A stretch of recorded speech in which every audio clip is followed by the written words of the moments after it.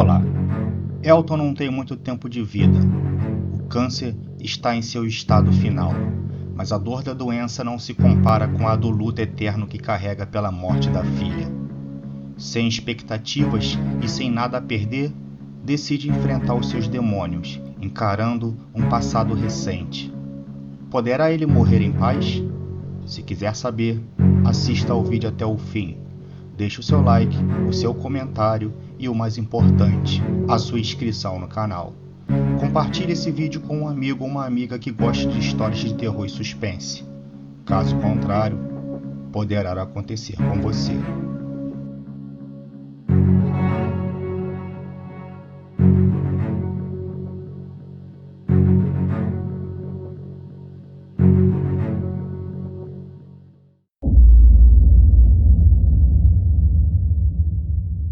A cara que o médico fez quando voltou com os exames confirmou o que Elton já suspeitava.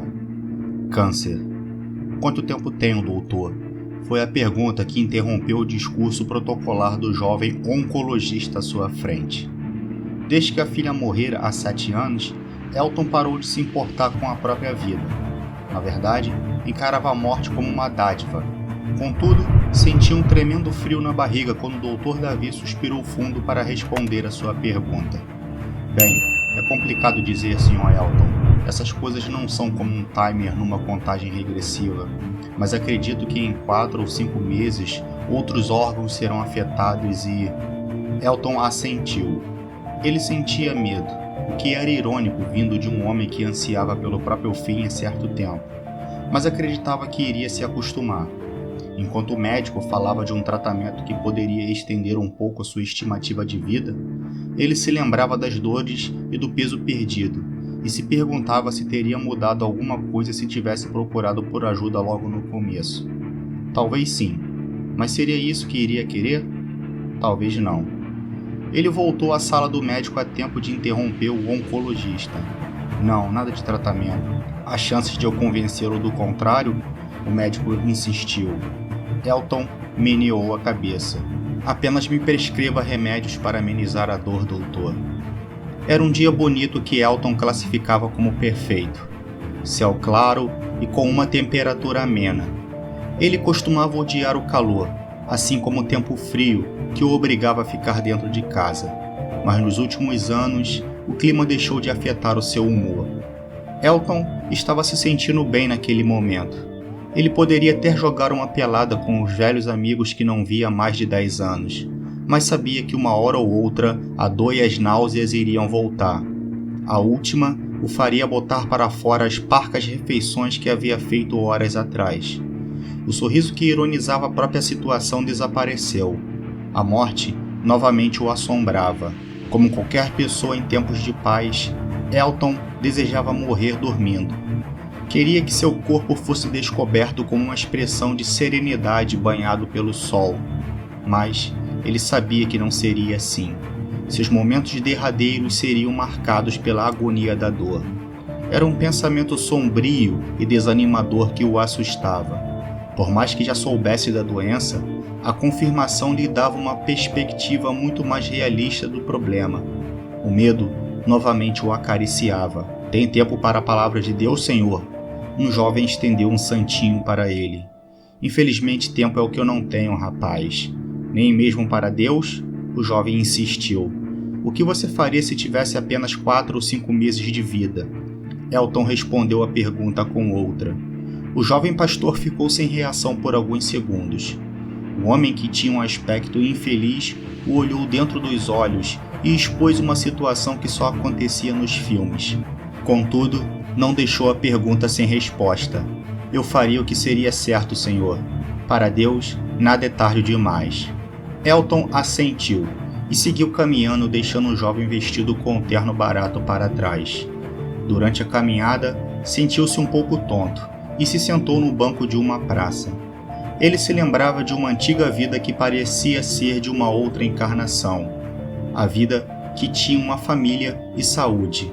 Uma vida razoavelmente feliz, mas as lembranças foram rapidamente ofuscadas pelas palavras do jovem pastor que o abordou a alguns metros atrás.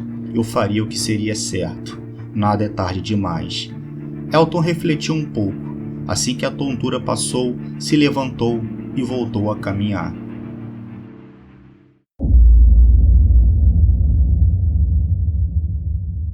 O ambiente era opressivo, pois a casa mais remetia a lembranças ruins do que boas. Não havia um canto em que pudesse haver paz. Ele ainda revivia a agonia da espera que foram aqueles dias em que a filha lutou pela vida no hospital. Às vezes, Elton se surpreendia alimentando as esperanças de que um milagre pudesse acontecer, fazendo-a abrir os olhos e respirar sem os aparelhos. Meu Deus, quando isso vai acabar? Era o que dizia toda vez que voltava daquela viagem no tempo. Carol havia sido muito inteligente em ter saído daquela casa. Ele sempre se perguntava se não era melhor fazer o mesmo. Não, a casa era sua expiação. Elton, de certa forma, se sentia culpado, e sua ex-mulher, embora nunca tivesse dito da boca para fora, concordava. Ele ligou para ela. Não a amava mais. O amor daquele casamento havia sido enterrado junto com a filha. Aliás, eles sequer se falavam. Havia muita mágoa, principalmente da parte dela. Mas Elton achou que ela merecia saber.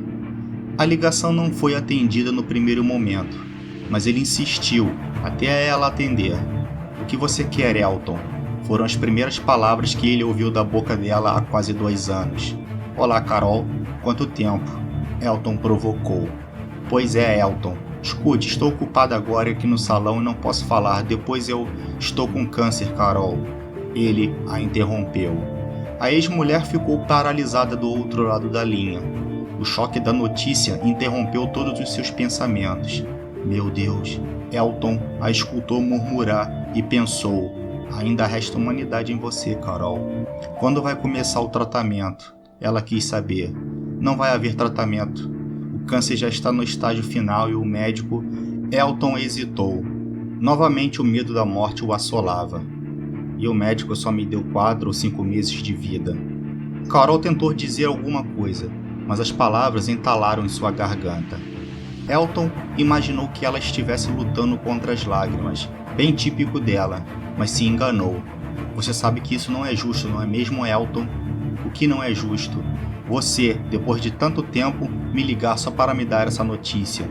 Me responda uma coisa, quando você foi ao médico ver esse problema? Carol, Por favor, Elton, só me responda, quando você foi ao médico? Elton respirou fundo antes de responder. Há 2 semanas, quando as dores ficaram insuportáveis. Há 2 semanas, claro.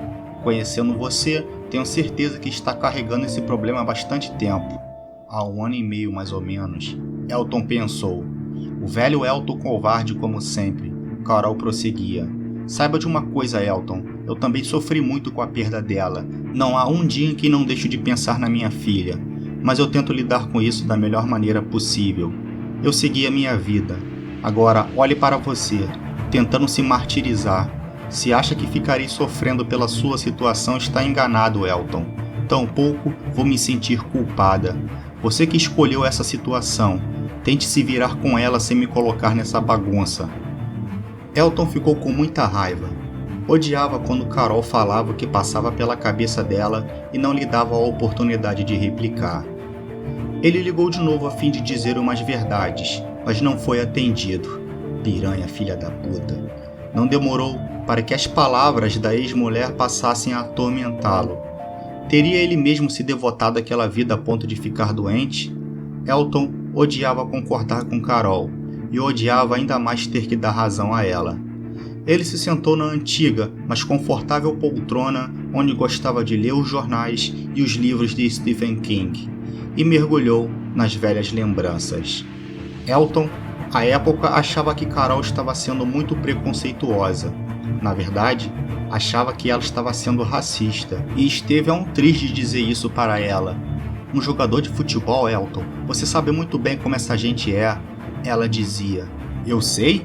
Ora, não se faça de idiota, sabe muito bem que esses caras são um bando de aproveitadores e vivem se esbaldando com mulheres aonde quer que vão. Elton não podia discordar daquilo, por mais que achasse que eram as mulheres que mais tiravam proveito. O termo Maria Chuteira não o deixava mentir. Está generalizando, Carol. Elton ponderava. O rapaz não é um desses bad boys do futebol e sequer é de noitadas. O garoto inclusive veio aqui conversar com a gente. Além disso, ela não é mais nossa princesinha, infelizmente. Já é adulta e não podemos dizer quem pode ou não ser o namorado dela. Só espero que você não tenha que engolir essas palavras. Elton suspirava fundo sentado naquela poltrona. Ele sim teve que engolir aquelas palavras, e nada podia ter um sabor mais amargo. Carol, o tempo todo estava certa, e ele odiava dar razão a ela.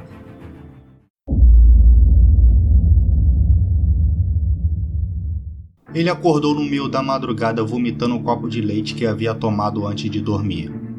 A sensação nunca era boa, mas antes aquilo do que as dores que o subjugavam. O mal-estar permaneceu até a hora seguinte e o obrigou a se sentar na varanda e olhar o quintal mal cuidado, repleto de folhas secas espalhadas pelo chão e plantas tão moribundas quanto ele. Eu sou mesmo um covarde? Ele perguntava para o velho fantasma ressuscitado pela ex-mulher. Mas foi o próprio Elton que respondeu: sim, eu sou um grande covarde. A ficha ainda não tinha caído, pois era o tipo de coisa que acontecia com muitos, mas nunca com ele e alguém da sua família. Tampouco a sua filha. Afinal, ela era jovem, e jovens não devem morrer. Não enquanto seus pais estão vivos, pois a natureza ensinou à humanidade que são os filhos que enterram os pais, e não o contrário. Carol tentava ser otimista. O médico disse que ela reagiu a alguns estímulos, Elton. Mas o fato de a filha ter respondido a alguns estímulos não mudava o estado dela, que era muito grave, e de que só um milagre para tirá-la daquela situação. Elton sabia bem. Aqueles dias no hospital logo após o acidente foram caóticos. Tudo parecia fazer parte de um universo paralelo. A atmosfera muito densa transformava as vozes das pessoas em sons distantes, como se viessem de muito longe. Eles foram recomendados a esperar em casa para que o ambiente pesado de um hospital não afetasse com o psicológico deles. Mais do que já está afetado, Elton tinha pensado em dizer, mas achava que a ideia não era de todo ruim. Contudo, não conseguiram. A espera em casa era mais angustiante do que no hospital. Por isso, acabaram se revezando. Elton ligou a TV depois de 4 dias, torcendo para que o acidente da filha não fosse mais notícia, mas continuava sendo. O Jornal da Tarde mostrava o namorado dela saindo do hospital, amparado por 2 enfermeiros e acompanhado do empresário e do médico do Flamengo. Ele usava um grande óculos escuro para esconder as escoriações no rosto. Andava arrastando a perna esquerda, se esforçando para entrar o quanto antes no carro que o aguardava e para poder deixar toda aquela loucura de repórteres e fotógrafos com suas máquinas com flashes poderosos para trás. A legenda no canto inferior da tela dizia: Rickson recebe alta. Jogador e namorada se envolveram num grave acidente de trânsito. Elton invejou a família de Rickson por ver o filho sair andando do hospital. Ele se sentiu mal por pensar assim. Afinal, sua índole dizia que devia ficar feliz pelo rapaz não ter se ferido tanto e talvez pudesse retornar aos campos o mais depressa possível. Mas não conseguiu. Por que não a minha filha? As lágrimas caíam dos olhos. Por que não a minha filha? Na tarde seguinte, quando voltou ao hospital, Elton se deparou com uma mulher que passou por ele, olhando-o de um jeito pesaroso. Assim que Carol ouviu, correu até ele. Elton, aquela senhora viu o que aconteceu. Elton olhou por sob o ombro e viu a mulher com quem tinha se deparado entrando no elevador. Não foi um acidente, Elton. Como assim, Carol? O que está dizendo? Ele bateu o carro de propósito, Elton. Aquela mulher viu o acidente. Você precisa ir à polícia agora e denunciar aquele cara. Ele machucou a nossa filha. Calma, Carol. Quem é essa mulher? Eu não sei, isso importa agora. Ela viu tudo. Assim que se acalmou, Carol disse que aquela mulher havia visto Rickson mover bruscamente o volante e atirar o carro contra o poste, fazendo questão de bater justamente no lado do passageiro onde o impacto foi mais forte. Elton, naquele momento, não sabia se acreditava. Afinal, Rickson era um jogador famoso, que da mesma forma que tinha muitos admiradores, também tinha o oposto. Eram tempos de ódio gratuito, costumava dizer. Aquela mulher, ela disse o nome dela, deu algum telefone? Carol fez que não. E Elton, um homem sempre racional, ficou tendencioso a achar que era uma mentira. Contudo, Carol insistia para que ele fosse à polícia e denunciasse Rickson por tentativa de assassinato. Elton acabou indo, mas não com o intuito de acusar o genro, mas de tirar aquela dúvida de sua cabeça e da cabeça da mulher. O delegado Garcia acompanhou pessoalmente o caso, designando seus melhores homens. Afinal, fora um acidente automobilístico, com uma eventual vítima fatal, e ao volante estava ninguém mais ninguém menos do que o atacante Rickson. Ele fez questão de receber Elton, porém cometeu uma gafe ao dizer que sentia muito pela filha dele, como se ela já tivesse morrido. Ainda não pegamos o depoimento dele, Sr. Elton. O advogado de Rickson vai me ligar amanhã, mas o exame de sangue não acusou um único miligrama de álcool. Talvez ele tenha se distraído ao volante. As pessoas não largam os celulares nem mesmo para dirigir. Elton assentiu e perguntou: "Vocês têm as imagens do acidente das câmeras da prefeitura?"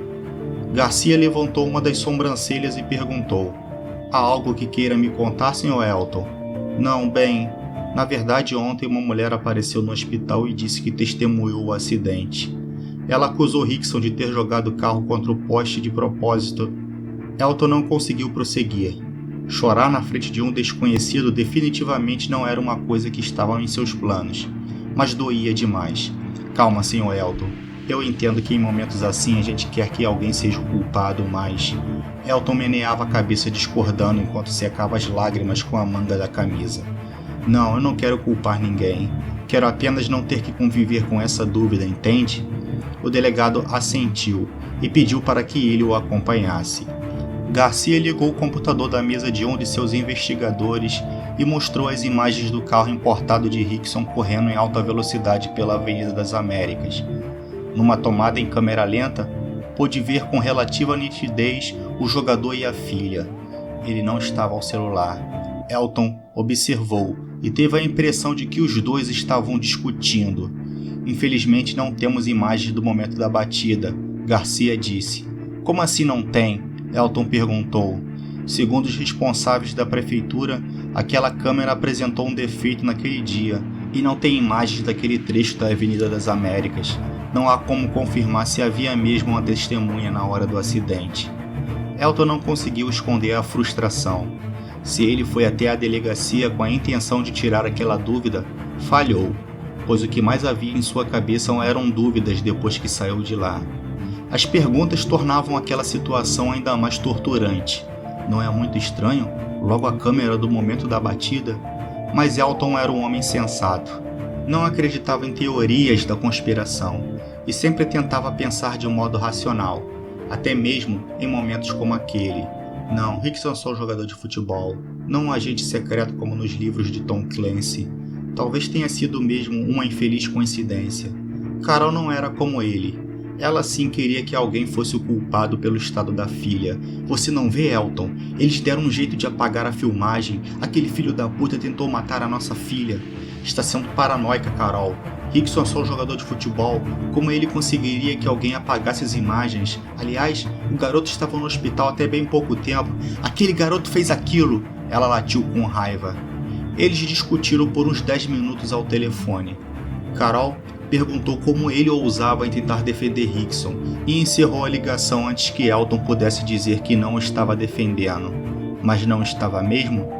Por mais que não tivesse jogado o carro deliberadamente contra um poste, era ele que estava ao volante, e a raiva de Carol se justificava. Além disso, Elton não conseguia deixar de pensar na imagem em que os dois pareciam discutir.